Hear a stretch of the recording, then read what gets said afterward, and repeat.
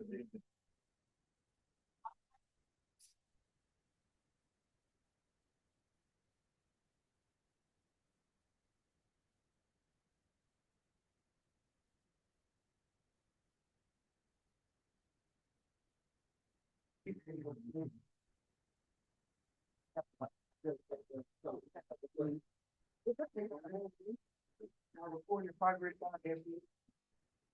evening, everyone.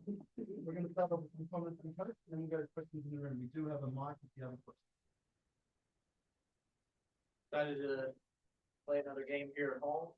Indiana's playing really well. Excited for the challenge and just looking for the game to start. Coach, we saw Jordan come back last game, play 17 minutes. Well, are you expecting to see her workload increase a little bit tonight, and how she's feeling after for Jordan? I think she's feeling good. I do think we're still at a point where she hasn't practiced for that long, and she was out for an extended period of time. So she's playing really well. I don't think it's smart to like overextend the minutes at this point because we want to build on things and keep her healthy for the long. Coach, what was the takeaway from you all's previous matchup against Connecticut? I think it's in this league, anybody can beat anyone else. Like you got to be ready to play on that day. And I give Connecticut a lot of credit. Like they had some great shot making that day. They hit a lot of shots with a hand in their face and really good contests on them. And to shoot that well under that much duress was a tribute to them. Alicia had talked this morning about meeting with you in Miami when you got the job and talking about this season. What do you remember about that conversation and what she's maybe implemented so far in the season? I missed the very first part. Who was talking? Alicia. Oh, Alicia Gray? Yeah. Yeah, Alicia, I just thought that she would really thrive in this style. I mean, she makes such good reads. She likes being in a place where she has a lot of freedom and can just look for her opportunities to attack and create shots rather than just necessarily have to run a play every time down. And, she's been one of the best players in the league so far this year. She's just been outstanding.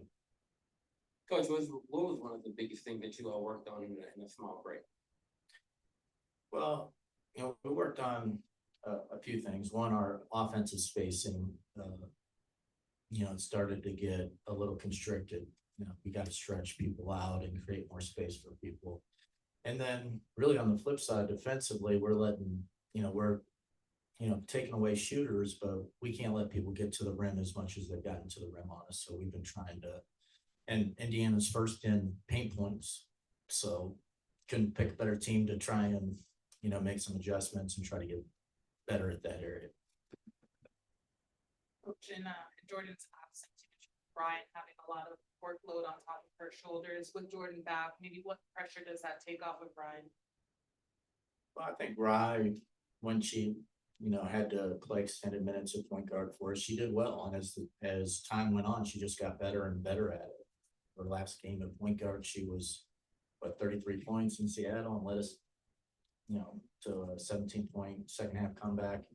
But allowing Rye to be off the ball and, at times get back on the ball and be our primary decision maker, I think it helps her. I think that's how she likes to play. So I think, Jordan will help put her back into her comfort zone. Coach, it's been about 2 weeks since you've been here. I guess, how does it feel to just be back in the home arena? Yeah, I was starting to forget about this. It's always good to be back here, play in front of our home crowd. The excitement and energy in this place is great, and I think it makes a difference. So hopefully the fans will be here in full force tonight. Coach, I want to ask about Cameron Brown, Coach Cameron Brown. Yeah. And her work with Pau. Can you talk about the relationship and how she's helping her to grow? That might be better for them. Like Coach Brown's a great coach. She has a really good understanding of player development, and she's very high energy. I will say Pau has really improved a great deal from the first day of camp until today. Hopefully, we expect her to get in today, maybe even some extended minutes. So hopefully she has a great game for us. Coach, now that we're just about almost a month into the season, if you could identify how you see this team as far as how they show up offensively and defensively. Well, I do think we're still in a learning stage, and I'm looking forward to like getting to the next stage where we have a pretty good understanding of how we want to play together. And then we can start to invest more time in like developing game plans for other teams. Right now, we're still learning who Atlanta is, and and that's not surprising because it's only been as you said, a month, and we got a lot of new players working together. But we do want to see a lot of progress over the next couple weeks so we can start like hitting both ends of it, like really get into a game plan and be able to do some things that we want to do to help us win that way, while already knowing that we can play the way we want to play.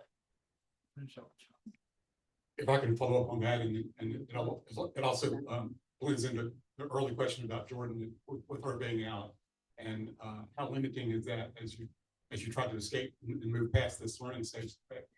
You still have limited practice with her, and obviously she's a key role.